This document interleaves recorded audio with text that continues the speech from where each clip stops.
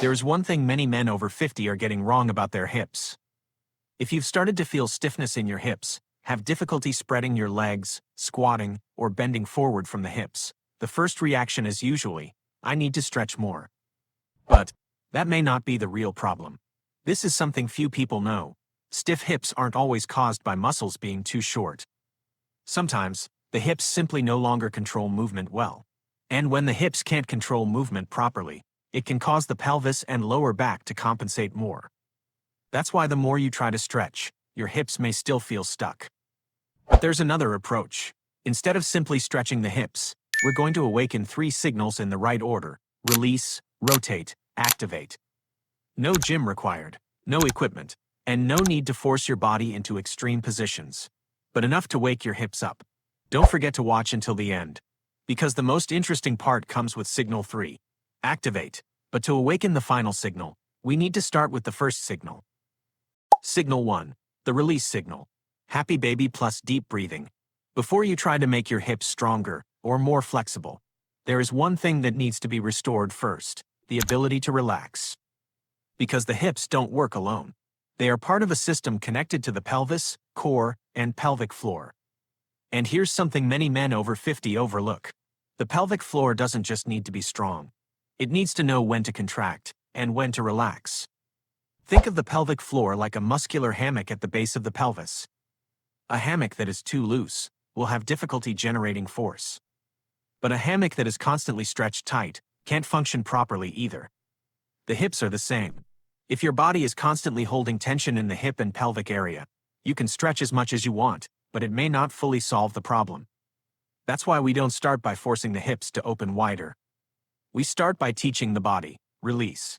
How to perform it: lie on your back on the floor or a firm surface. Bring both knees toward your chest. Gently hold your feet or the outer edges of your feet. Then, open your knees out to the sides within a comfortable range of motion. There's no need to force your knees toward the floor. And there's no need to pull your feet toward you aggressively. Let your back and shoulders relax. Now, inhale slowly through your nose. Feel your abdomen and the sides of your ribs expand. Then, exhale slowly through your mouth. And as you exhale, actively let go of some of the tension in your hips and pelvic area.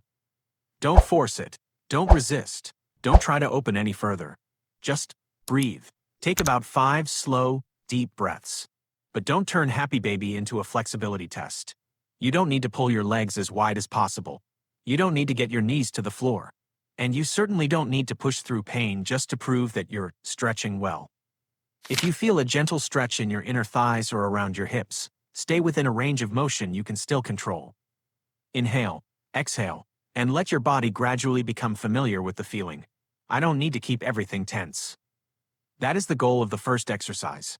And once your hips begin to learn how to relax, we can ask them to do the next thing: rotate. Because mobility isn't just about increasing your range of motion. It's the ability to move in multiple directions while maintaining control of that movement.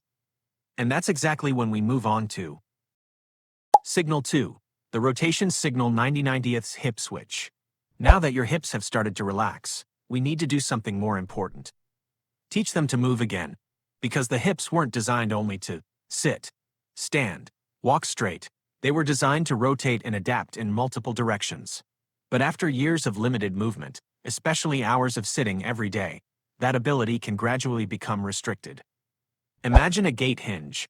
If you keep it in one position for too long, it's still there. But when you try to open it in another direction, it starts to feel stiff. The hips are similar. It's not necessarily that they have completely lost their ability to move. It's that you're no longer using that ability regularly. And that's exactly why we need to rotate. How to perform it: sit down on the floor.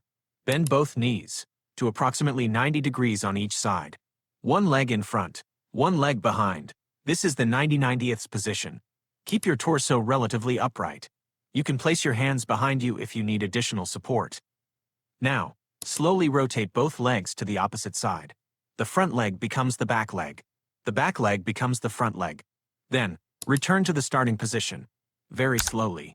Don't use momentum. Don't force your hips toward the floor.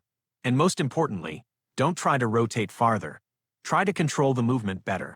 If one side is restricted, reduce the range of motion. If you need to slightly lift your hips to switch sides, that's okay. Slow down and find the range where you can still maintain control.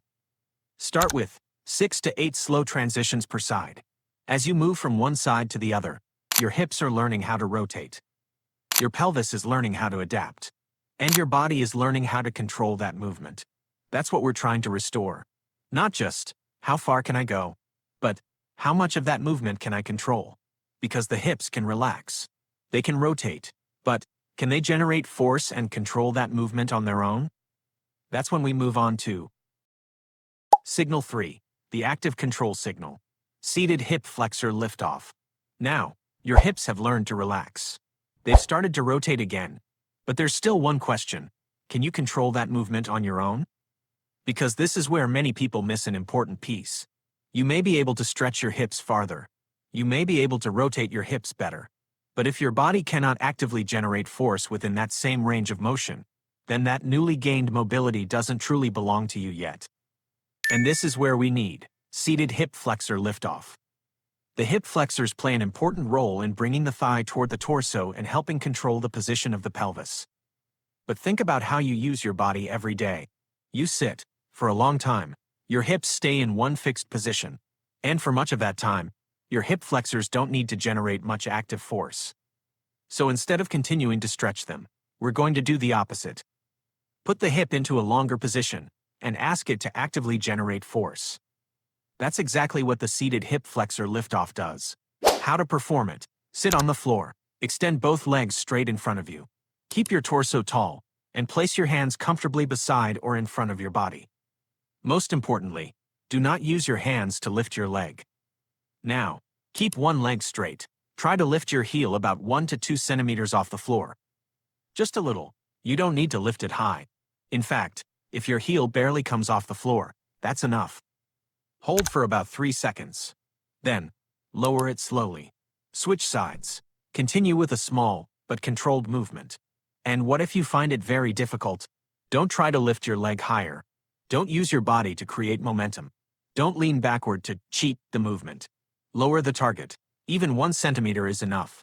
Because the goal of this exercise isn't to see how high you can lift your leg. It's to see whether you can create that movement on your own. That is the difference between, I can stretch my hip into this position, and I can control this position on my own. You may feel your hip flexors working very clearly. It may feel difficult. The range of motion may be extremely small at first. That doesn't mean you need to force it harder. If you experience sharp pain, joint pain, or unusual discomfort, stop and reduce the range of motion. We don't need to fight the body. We're awakening its ability to control movement. Start with 6 to 8 reps per leg. Hold each representative for about 3 seconds. Move slowly. Quality matters more than quantity. As the movement becomes easier, gradually improve your control before thinking about adding any external load. Now, your hips know how to relax. They know how to rotate. And they've started to generate force actively. But we're not finished yet. Because mobility only truly matters when your body knows how to use it. And this is where we connect everything together. Slow hip hinge. Stand upright. Keep your feet hip-width apart. Slightly bend your knees. Keep your spine neutral. Now, push your hips backward. Imagine you're sitting down into a chair behind you. Your hips move back. Your torso leans slightly forward, but don't round your back. Feel your glutes and the backs of your thighs working. Then, press your feet into the floor. Gently squeeze your glutes, and bring your hips back to a standing position. Slow, controlled. 5 to 8 reps. Don't try to go as deep as possible. Don't try to touch your hands to the floor. The goal isn't, how far can I bend? It's, can I move from my hips and control that movement? This is the final step. Release. You learn how to let go. Rotate. You learn how to move. Activate. You learn how to generate force. And now, integrate. You bring all of those abilities back into a real movement. That's when mobility is no longer just flexibility. It becomes movement, control, strength. Now, let's look back at the system. At signal 1, we told the body, you can let go. Release. At signal 2, we told it, you can move again. Rotate. And now, at signal 3, we tell it, you can control the movement. Activate. And at the final step, we tell it, now, use it. Integrate, release, rotate, activate. These are not 3 random exercises. They are a process. And this is what we truly want after 50. Not just a more flexible body. Not just a hip joint that can rotate farther. But a body that knows how to use the movement it has just regained. Because mobility only truly matters when you can control it.